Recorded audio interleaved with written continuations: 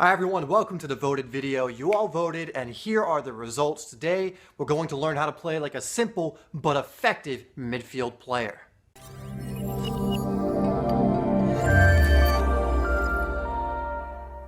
Now, although I usually wait 2 weeks to make the voted video, I'm going to try and start making them every single week so that there are more videos that you guys want on the channel. These voted videos help me decide what videos you guys like so that I can produce more content that you guys like. So let's get into the video. So in this, I'm going to be giving you a few ideas on how you can play more simple and effectively in matches, in games, and be a better midfielder because of it. But I'm also going to show you some practices you can do in order to do this along with the ideas. So we all know those very effective and simple midfielders. And when I say simple, I don't mean they're simple in the terms of they can't do much. I mean that they play simple, they play effectively. The players like the Xavis who take 2 touches and passes, the Busquets, the David Silvas. Yeah, sure, you'll see them beat a few players every now and then, but for the most part, they play 2-touch football, 1-touch football, combination plays, and it helps them become one of the most important midfielders in the world. So we want to learn how to not take a ton of touches in the midfield because sometimes you can't. We want to learn how to be effective and not necessarily fancy, and we want to learn how we can make an impact while doing these things. So today I have 3 ideas that you can think about, also practices and demonstrations to go along with those ideas so you can start working on this area of your game and start to be a simple and effective midfield player. So the first, number 1, is playing 2-touch football. Now, we've all heard of this, but this is one of the best ways to be not only an effective and simple player, but a very quick player. Something about the midfield is you don't have a lot of time when you're in the center of the park. You have to play very, very quickly. Usually, if you take too many touches, you lose the ball or you're forced to have to play it back to your defenders. But by taking 2 touches, you take your first touch out of your feet, you look for that ball, which you should already know what you're going to do, and then you play your teammate through for a good ball. Maybe you do a through ball or something of that nature.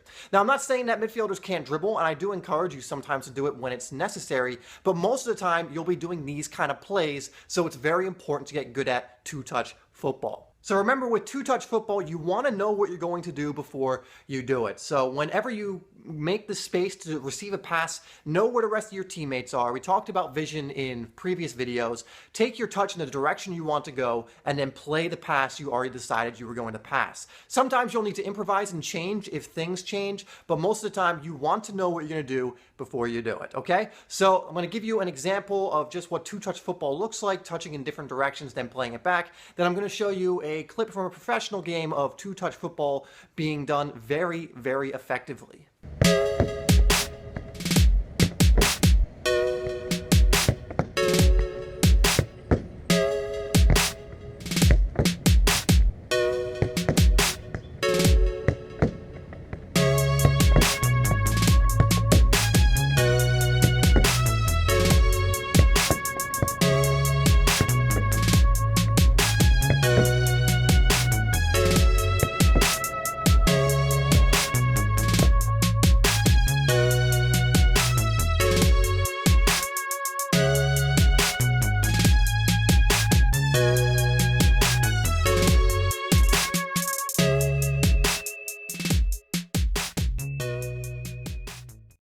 So that was 2-touch. We're getting on to the second idea, which going along the line of progression here, you should know will be 1-touch football. So 1-touch football has a few advantages over 2-touch football.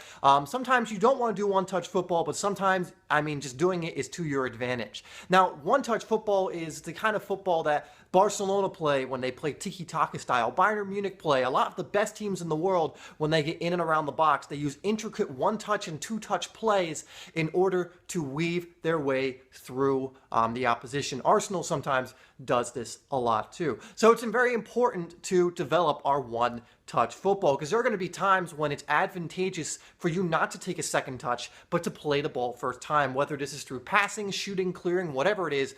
And if you want to become a very highly effective midfielder, you'll want to learn to do 1-touch football because it's the quickest kind of football you can play. It is also great because you can take a defense by surprise. If you don't telegraph your pass and then you quickly play a 1-touch through ball or a 1-touch and then do a combination play, which we'll get on a little later in this video, you're going to take the defense by surprise and set up a good opportunity for your team. So let me give you an example of just a one touch. Again, a good drill to improve this, which I'm about to show you, is just kicking against a surface or a wall in order to get down the comfortability of doing one-touch football. And then I'll show you an example of what one-touch football can look like when it's used very effectively by a team.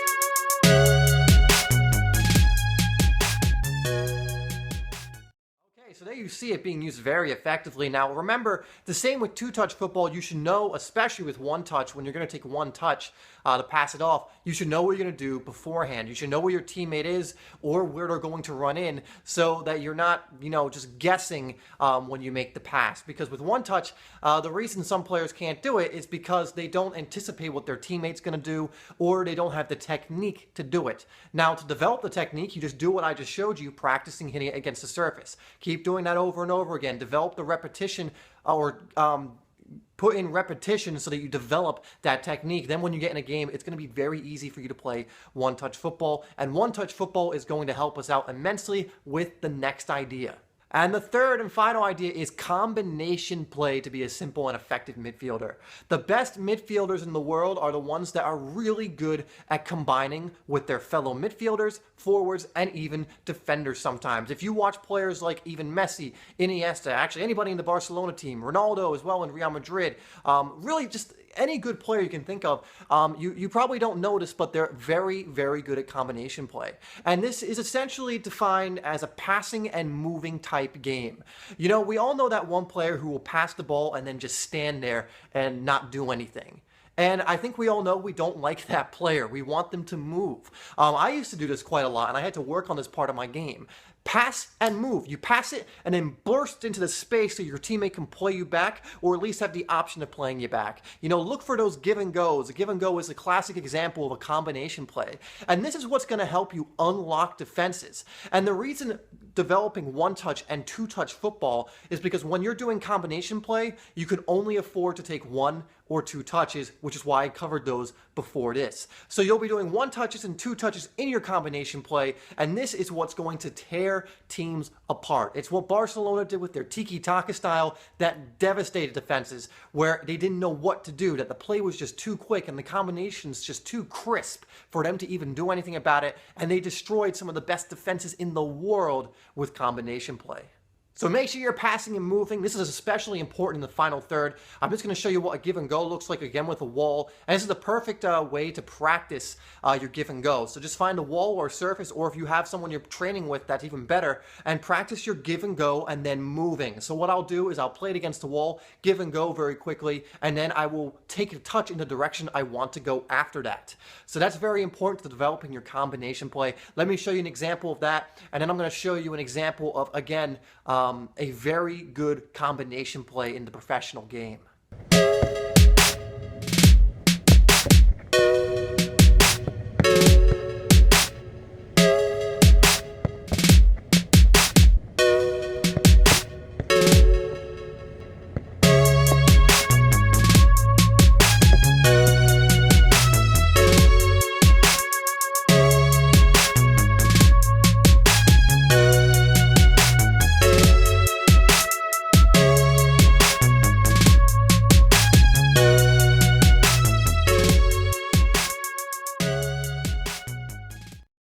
Guys, those are the things you need to consider if you want to be a more simple and effective midfield player. Now remember, I don't have a problem with midfield players who show flair and dribble, but you have to understand most of the time you're going to have to play simple and effective. Even the players that can dribble very well, the Messis, you look back in the past like the Zidans, you look at players like Iniesta, who have incredible dribbling ability and could probably beat players most time, but watch them very carefully and you'll realize, wow, actually most of the time they take 1 to 2 touches and play the ball in good combination play or play very simple and effective. Yes, throughout the game, they might try runs and they might try other things to create an opening for their team, but you'll also notice that most of the time, one touch, two touch, or combination play from even the best players in the world. And this is why you need to learn it if you want to be an effective and a simple midfielder. And again, when I say simple, I don't mean simple as in you can't do much. I just mean that you're able to play simple and simple football, which is essential if you ever want to be a good player.